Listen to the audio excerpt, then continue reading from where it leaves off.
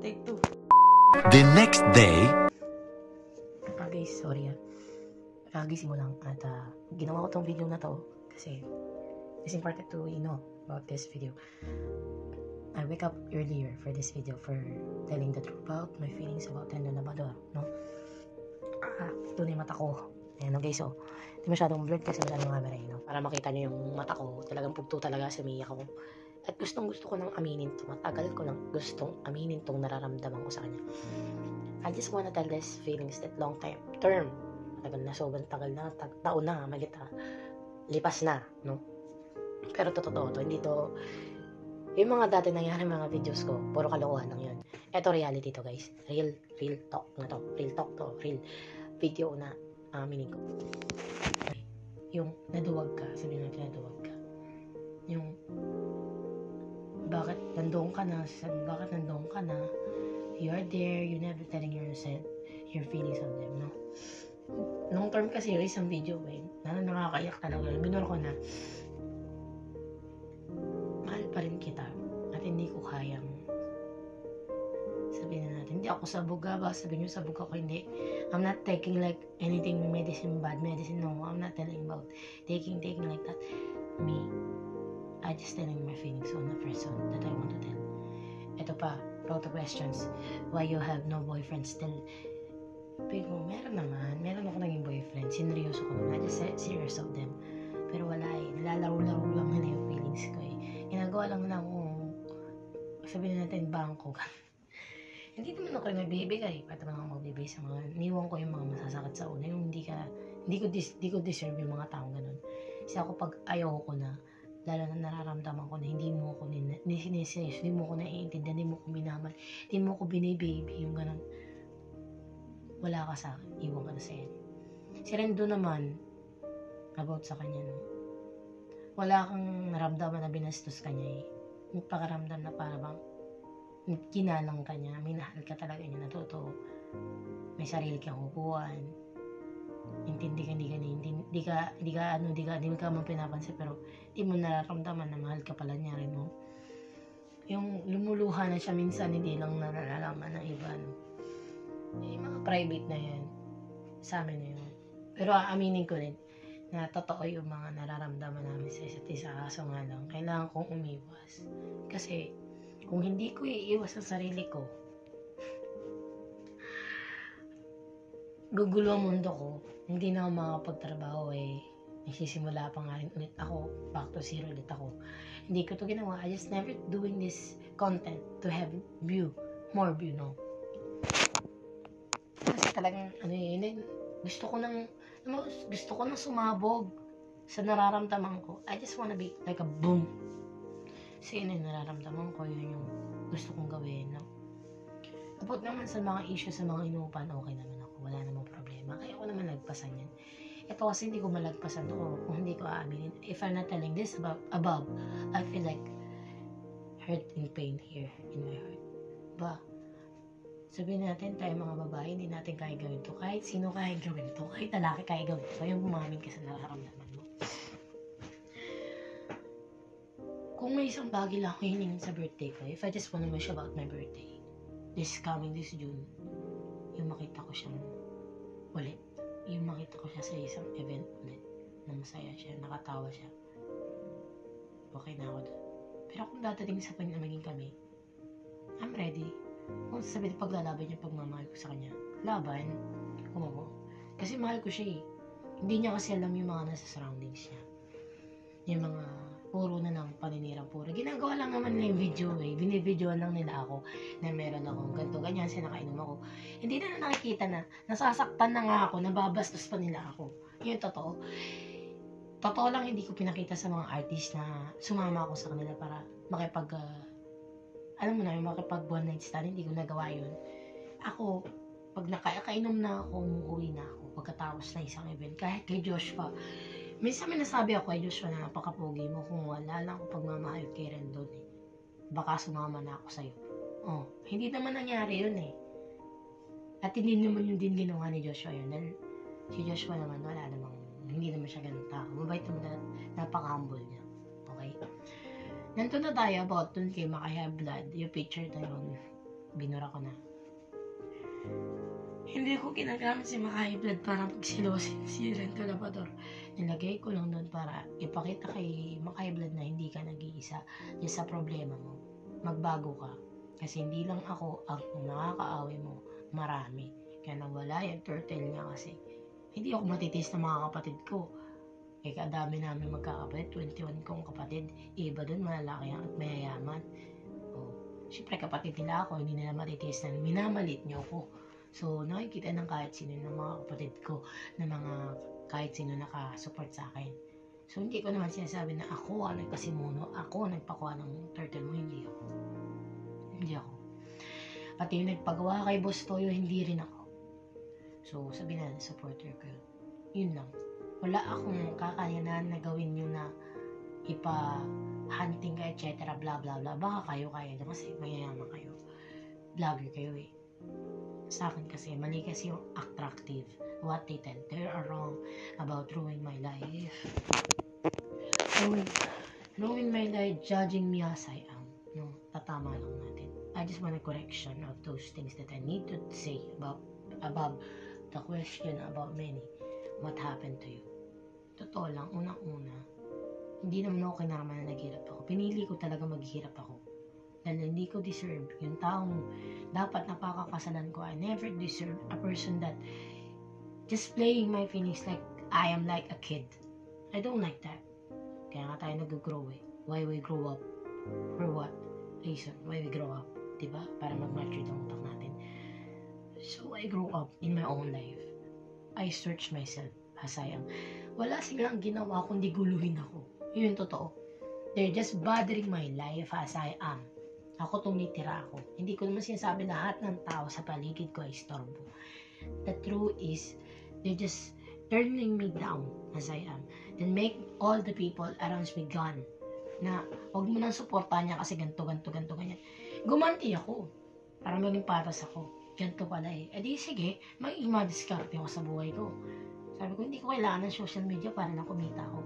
Kinuha ng PNP sa akin lahat ng kailangan ko, na pinagkakakitaan ko, until now. So, lumalaban ako ng patas para sa lahat. So, about sa issue na yun, wala na yun. Napatawad ko na yung mga PNP. Huwag na nila akong pakilaman. So, sa feelings ko naman sa kanya, wala akong pakialam kung ang tatay niya ay PNP. Wala akong pakialam dun. Sa akin, nararamdaman ko, sinasabi ko yung totoo, kung sino ang nagtatanggol sa lahat ng artist. Ako. Marami din iba na gumagawa nun. Sa akin kasi, bakit nga ba gusto ko makilala ng kahit sino? Kasi gusto kong baguhin kung ano meron tayo dito sa Pilipinas. Napakahirap nun. Unang-una, yung kainggitan. Pangalawa, yung pagiging manyakol ng iba ng mga lalaki na walang magawa kundi magmanyak na magmanyak na labas ang dila ka lang pag nakakita ng babae. Kala mo aso. Kaya ako gusto mga lalaki aso. Totoo yun. At higit sa pangatlo, ito pa yung pangatlo, yung pangingilam nila sa buhay ko na hindi naman dapat pakialam. Kaya pinakikilaman ko rin PNP. Totoo ng PNP talaga nang nangingilam sa buhay ko. Bakit naman ba ako pinakikilaman? Hindi ko naman kayo kamag-anak, hindi ko naman kayo kaano-ano. Tawag dun discrimination na. So, nagpasan ko na yun. Pinagmumura ko na sila. Pinasabi ko na kung ano gusto ko sabihin. Kasi mo nila ako naman nasabi ko. Eh sa akin naman, tama naman yung discrimination. Walang naman papel na pinakita lang sa warrant arrest para pakialaman mo at imbestigan mo kung imbestigan at siraan mo. Kung ano man gusto kong gawin, wala kang pakialam. Kung magtinda ako, gumawa ako ng parang sa sarili ko na tama ko yung gusto ko. Yun yung buhay ko eh. So, that's my life, interacting my life, that I want what I purpose, that I chose. This is my life eh. I'm a Filipino. So, about loving is more than hurts of my brain, my eyes, my mouth, my heart. Why? Not about like because he was sexy, blah blah blah blah. Because he was no, hindi yun. Hindi ako doon na in love. In love ako yung ano siya. Ngayon, nabulag ako dahil naduwag din ako na hindi siya lapitan na sa hindi ako nahihiya. Mahal ko siya kasi mas deserve niya mahalin. Sabi nga nila, bakit siya pa? Sabi ng ibang artist, nandito naman kami. Ang daming artist na nagpapakita ng katawan na nag-gym kasi baka daw mamaling ako sa kanila. Dami. time may artist na ano minsan yung dadaming account pa kasi nagdadaming account pa nga tapos nag-chat sa akin, ang dami mo naman nagugusto, nandito naman kami, bakit hindi na lang kami, bakit ganun. Sabi ko, hindi ko type yung mga naghahabol. Hindi naman sa pagyayabang, no, marami ang dami nandiligaw sa akin na mga artista talaga, sobrang dami. Pinagbablock ko lang. Nagdadami account yung mga yan. Totoo yun ha. Isa pa nga di ako nagyayabang. Di ako maganda sobra. Di ako nagmamayabang sa mga salamat dok dyan. No? Ako kasi kahit wala akong make-up, mag-make-up ako. Kahit ako pinanganak ng magulang ko. At huwag kayong magselos kung sobrang ganda ko namin magkakapatid. Pero sa lahat ng magkakapatid, yung iba salamat dok. Iba na yung mga mukha nila. Ako kahit mag-ibag man yung mukha ko, ibahin ko lang siguro ilong. Wala na akong ibahin kahit ano sa katawan ko. Ilong lang. Kasi pango ko. Aminin ko yun. Kasi madali lang mapatapos ang ilong. Ikaw na sabihin na napakamura lang ng ilong. Para sa akin kasi, about me, I wanna tell about what I feel about him. Nakikita ko yung mga post niyan. Di pwedeng hindi ko makikita ko anong ginagawa. Pinagtatatanong ko yan. Marami ako dyan na chat. Siyempre, mga kilala ko, mga in-add friend ko, yung mga kaibigan niya. Siyempre, stop niya talaga in-add ko. Anong ginagawa niya? Anong ginagawa niya rin doon? Anong ginagawa niya? Ganito. Namin sa akin. Ginagawa ko, para sabihin sa amin, ibigyan ko na lang. Bigyan na lang kita pang merienda. Basta sabihin mo sa kami ginagawa niya. Sabihin mo, wala, gym lang. Wala, ganito ganyan. Wala, nasa event lang. Ganun lagi siya. Ito naman si LA na inggit, yung Sarmiento ba yun, yung kanyang head security. Ito gusto rin sa akin. Akala naman niya, type ko siya. Tapos naman to si Rendo nagselos. Tapos pinilabas ako dun sa event niya. Basketball, hindi saro-saro yun eh. Basta sa ibang event niya, dito lang sa Maynila. Sabi ni Rendo, malis ka na. Ganto ganyan. Kasi si LA, close talaga sa akin. Talagang may crush din sa akin yun. Sabi ko, bakit magkaka-crush ka sa akin? Ang pangit mo. Minsan nagko-comment ako dun sa comment section. Minsan, ang pangit naman ni LA. Ang puti lang. Tad-tadla ng luta tayo. Puti ka lang kasi naka-aircon ka. Kasi kanang kamay ka niya eh. Sabi ko ganun. Hindi ka naman pogi. Totoo lang. May tsura din si LA. Pwede, may chance. May chance yan maging artista. May chance. Marami talaga kahit sinong staff niya kahit niya sa fitness or may nanligaw din sa akin eh. Kinuha yung Facebook ko. Pinagbigyan ko naman ng pagkakatawa. So, iniiwas ko talaga. Sabi ko, ano ba dapat kong baguhin para gustuin ako ng taon to? Naisip ko, na alam ko na agad kung ano yung gusto niya. Sabihin, edukado, bla bla. Hindi yun. Kasi yung totoong gusto niya is yung totoong malaban ng batas. Totoong nagpapakatotoo. Ito, nagpapakatotoo na ako, no? Kasi akala mo lagi hindi kita gusto eh, no? Kahit sabihin na kilala ka ng kahit sino, kilala ka ng kahit etc. matitaas na tao. Bakit ko sa matataas na tao na yan, pares din naman tayong tao, no? Kung bakit I never show about my feelings of others. Marami na naligaw sa akin, marami nagbibiro sa akin, nakalala, ganun akong babae, hindi. Kahit nga sasabihin na, may mga minahal ka na, bisexual ka eh. Sabihin na nagmamahal ka rin ng babae, hindi sabihin lalaki rin. Tanong ko lang, meron ba akong pinost? Meron ba kayong nakita na kahalikan kong babae?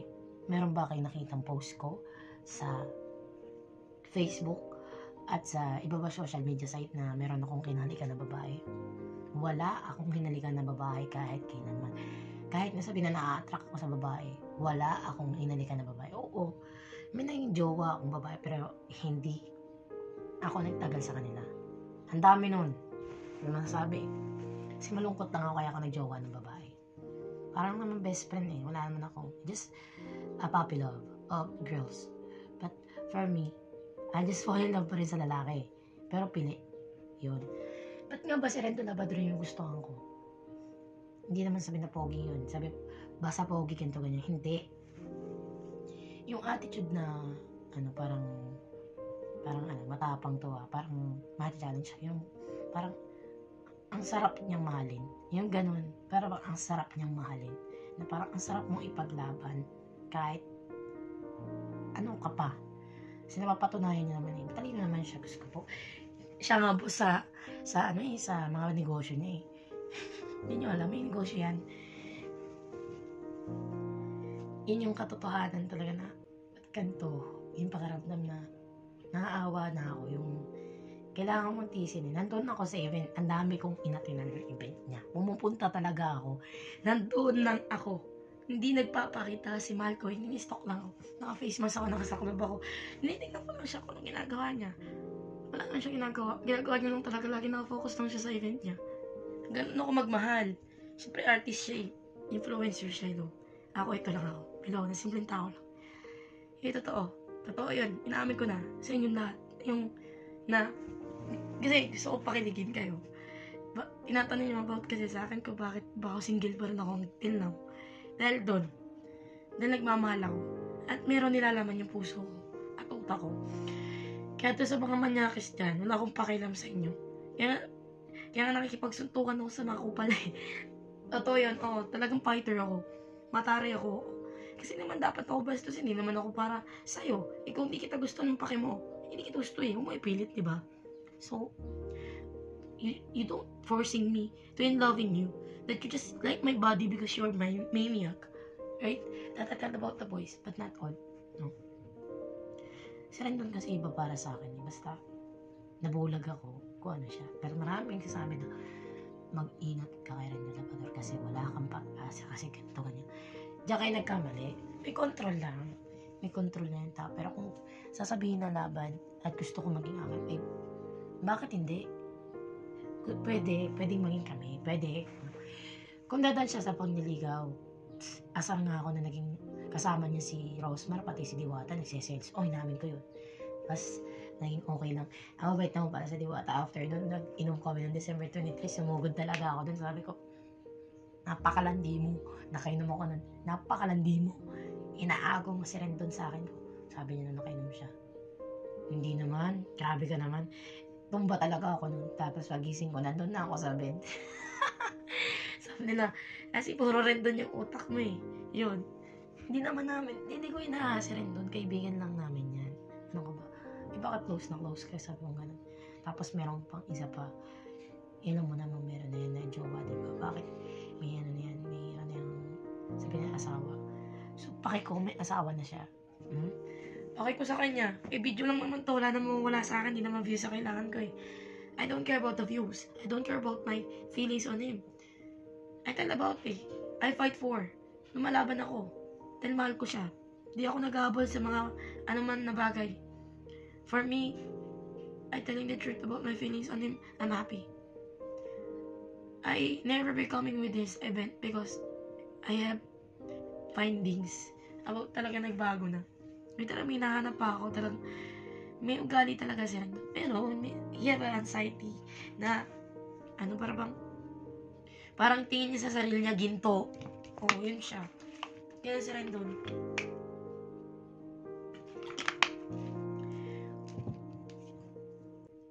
Kung napapanood mo to, no, if you're watching this, mahal na mahal kita. I love you. Kahit kaibigan pa ang turing mo sa akin, aantayin kita. Dahil ganun kita kamahal. So, yung mga tao dyan, tumigil na kayo sa panliligaw nyo sa akin. Dahil ako ay minamahal ko na yung taong yan. So, kung sasabihin na nagbago na ako, matagal na ako nagbago. Iniiwan ko na ang party bar na yan.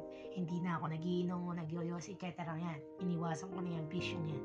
Okay? Matagal na ako nagbago noon at noon pa lang.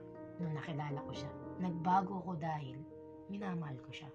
So, binabago ko rin kayo lahat. Para, kinakampihan ko kayo minsan, sometimes hindi. Pero totoo, na mahal ko si Rendon Labrador. At ako ay nagpapakatotoo. I've been telling the truth. What is my feelings? At happy na ba kayo? So, yun yung gusto nyo malaman na matagal ko nang gusto din sabihin na lagi lang ako nag-i-stalk sa FB. Lagi lang ako nagtatago dahil lang ayoko lang na mapahiya siya. O awayin siya noon. Pero kung totoo lang, kung lalaban ako, hindi ko kailangan ng sabunutan o pagandahan ng katawan. O kahit maganda pa ang katawan mo, kung ugali mo naman ay masama, wala rin. Ako, hindi ako masamang tao talaga. ano lang talaga ako, lumalaban lang kasi syempre, inaapi ka eh, ginajudge ka eh, syempre hindi ka lumaban, pero kung mabait ang pakita sa'yo, mabait din ako, pero minsan kasi may mga plastic na tao talaga guys eh, just a plasticking on you, and then blah blah blah, ganito ganyan, pero ano, yung mga kilala ko, mga matataas sa tao, na nakakasama ko nung days na naging mo sa mga sosyali na bar, no, yung sa QC sa lahat, hindi naman nila ako kilala lubusan eh, kilala lang nila ako kasi, nagbablog ako, nakikilala nila ako. Kahit ano pang klaseng trabaho ang ginagawa mo sa sarili mo, kahit ikay madiskarte pa sa buhay mo, walang masama maging simple kahit sobrang ganda mo pa. Ako ang tularan nyo. Ha guys? Diyan sa mga vlogger ng babae dyan, ako ha, never been touched, never been finding a man. Pero napakaliit ng tingin sa akin ng mga matataas na tao na parang tanga, na parang aso rin naman kung maghabol sa akin dahil ako ay maganda at wala akong salamat Dok sa sarili ko, wala akong iniba sa sarili ko, natural ang ganda ko, at huwag kayong magselo sa akin mga vlogger dyan na magagandang babae, okay? Dahil ako nag-vlog ako, hindi ko kailangan ng kahit ano sa social media, gusto ko lang maging hobby, o hobby ko na talaga mag-video. Hobby, ibig sabihin ng hobby means this is my favorite doing when I'm in the house. Matagal na akong hindi naman natatakam na nalalaway. Oo, sabihin natin talagang masarap talaga si Rendo niya, pero oo naman talagang okay talaga, hang talaga. Kaso nga lang, nakakaiya kasi napakagwapo niya pero hindi ko siya kaya lapitan o sabihin sa kanya dahil malayo kasi yung mundo namin. Pero para sa akin, hindi posible yun. It's not matter what is, become mahirap man ako o mayaman man siya, malayo man, sikat man siya, ano, imposible man, eh, at least nasabi ko, mahal kita, I love you so much, and I'm waiting at you all the time, I'm watching you all the time if you are changed, no? Alam mo, ikaw lang yung minahal kong ganito. Wala na akong minahal na iba kundi ikaw lang. Kung napapanood dyan to guys, no? Ikaw lang yung pinahalagaan ko ng sobrang tagal. Na inantay ko ng sobrang tagal. Kahit ano pa yun. Kung ako inaantay mo para magbago ako at mag-change yung life ko, kung may pag-asa pa ba ako meron. Busy lang ako. Busy lang ako sa life. Makaiwas sa mga taong walang magawa kundi ako ay naitin at guluin yung pamumuhay ko na nanahimik ako gaya nila. Na gusto lang matulog at maghanap ng tutulugan ko. Finding my time to have a private to sleep in hours. Yun lang. Yun. I hope guys, you love what I'm doing today, and I hope you love what I did above. I hope you love this, and I hope you don't forget to subscribe and follow my Facebook page. About the TikTok, yun. Buhay pa naman yun. Nandun pa rin naman ang videos ko. Pero I will telling you about my cellphone. I will fix this after this. I change my place and yun. Makabago na naman ako place. Pero hindi na ako mag-vlog sa bahay guys. Ito na yung last na vlog ko. Ito na yung last na vlog ko rito sa bahay na to. Bye bahay. Urong pa rin ito. Kasi ako ay I will focus na dun sa kanta eh.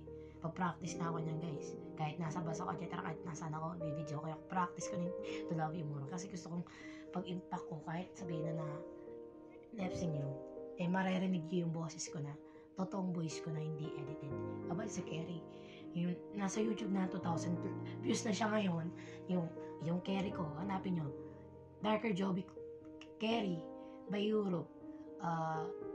Cover by Darker Joby. Hanapin nyo na lang yun. Guys, napakaganda ko doon guys. Napaka nagla-lightning ako na parang ginto yung damit ko. Pero grabe, pinatay ko na. Ganun talaga yung mga trip ko, yung mga long sleeve na shirts na gano'n. Cute ko doon para akong basta para akong bumalik ako sa pagiging 16 years old ko rin.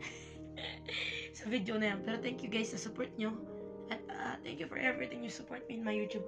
Kahit na napakababa pa ng ating subscribers and back to zero, matasabihin ko lang sa mga vlogger din, wala akong pakialam kahit mag-million pa views nyo. Kaya kong habulin yung subscribers ko nang walang tulong nyo. Yun lang.